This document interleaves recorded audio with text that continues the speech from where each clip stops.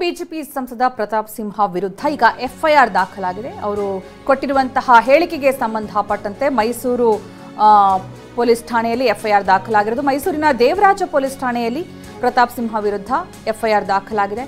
ಇನ್ನು ಸಿಎಂ ಸಿದ್ದರಾಮಯ್ಯರನ್ನ ಸೋಮಾರಿ ಸಿದ್ಧ ಅಂತ ಪ್ರತಾಪ್ ಸಿಂಹ ಟೀಕಿಸಿದ್ರು. ನಾನು ಸೋಮಾರಿ ಸಿದ್ಧ ಅಲ್ಲ ಅನ್ನುವಂತಹ ಒಂದು ಹೇಳಿಕೆಯನ್ನ ಕೊಟ್ಟಿದ್ರು ಟೀಕಿಸುವ ಭರದಲ್ಲಿ ಪ್ರತಾಪ್ ಸಿಂಹ. ಅದು ನೇರವಾಗಿ ಸಿಎಂ ಸಿದ್ದರಾಮಯ್ಯ ಅವರನ್ನ ಅವಮಾನ ಮಾಡಿದ ರೀತಿಯಲ್ಲಿ ಆಯಿತು ಅಂತ ಕಾಂಗ್ರೆಸ್ ಪ್ರತಿಭಟನೆ ಕೂಡ ಮಾಡಿತ್ತು. ಇದೀಗ ಐಪಿಸಿ ಸೆಕ್ಷನ್ 504, 153ರ ಅಡಿಯಲ್ಲಿ ಎಫ್ಐಆರ್ ದಾಖಲಾಗಿದೆ. ಸಿಎಂ ಜಾತಿಗಳ ನಡುವೆ ದ್ವೇಷ ಹರಡ್ತಾ ಇದ್ದಾರೆ ಅನ್ನುವಂತಹ ಒಂದು ಹೇಳಿಕೆಯನ್ನು ಕೂಡ ಪ್ರತಾಪ್ ಸಿಂಹ ಕೊಟ್ಟಿದ್ರು. ನಿನ್ನೆ ಹುಣಸೂರಲ್ಲಿ ಹನುಮ ಜಯಂತಿ ಕಾರ್ಯಕ್ರಮದಲ್ಲಿ ಈ ಒಂದು ಮಾತನ್ನ ಪ್ರತಾಪ್ ಸಿಂಹ ಹೇಳಿದ್ದಾಗಿತ್ತು. ಈ ಸಂಬಂಧ ಕಾಂಗ್ರೆಸ್ ಮುಖಂಡ ವಿಜಯಕುಮಾರ್ ದೂರನ್ನು ಕೂಡ ಕೊಟ್ಟಿದ್ರು. ಮೈಸೂರಿನ ದೇವರಾಜ ಠಾಣೆಯಲ್ಲಿ ಪ್ರತಾಪ್ ಸಿಂಹ ವಿರುದ್ಧ ಎಫ್ಐಆರ್ ದಾಖಲಾಗಿದೆ.